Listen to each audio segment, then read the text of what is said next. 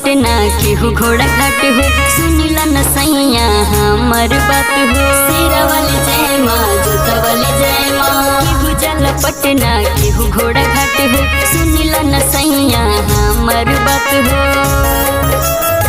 धन होई जिंदगी दर्शन पाई के,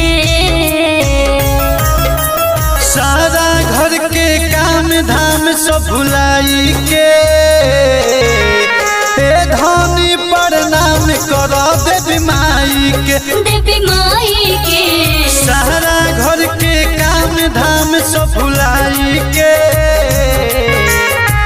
धनी प्रणाम करो देवी माई के, देवी माई के।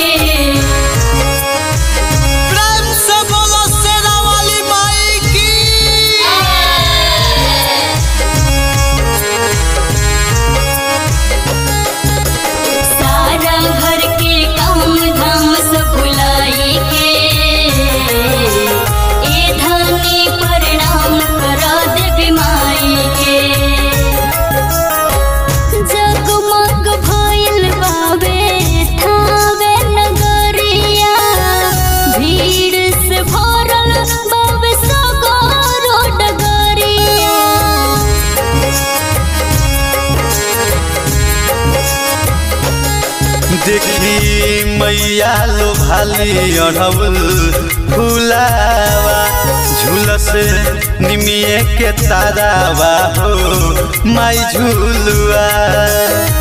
चरणों में गिरम सिर झुकाई के, सारा घर के काम धाम सब भुलाई के, धनी प्रणाम करो देवी माई के, देवी माई के। सारा घर के काम धाम सब भुलाई के, धनी प्रणाम करो देवी माई के, देवी माई के। जय जय जय जय जय जय माँ, जय जय माँ, जय जय जय जय जय जय माँ, जय जय माँ। Mix by Durga recording studio Thawe.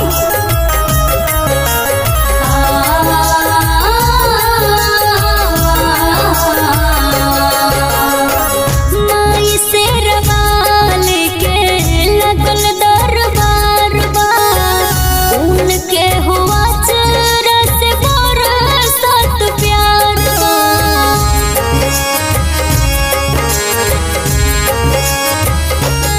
Anshu Sharma Niranjan रालान हो, डाल से मैया के गालावा में मालान हो।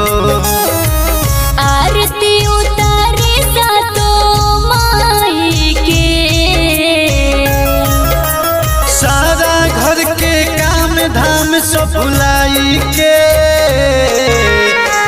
धनी प्रणाम करो देवी माई के, देवी माई के। सारा घर के काम धाम सब भुलाई के,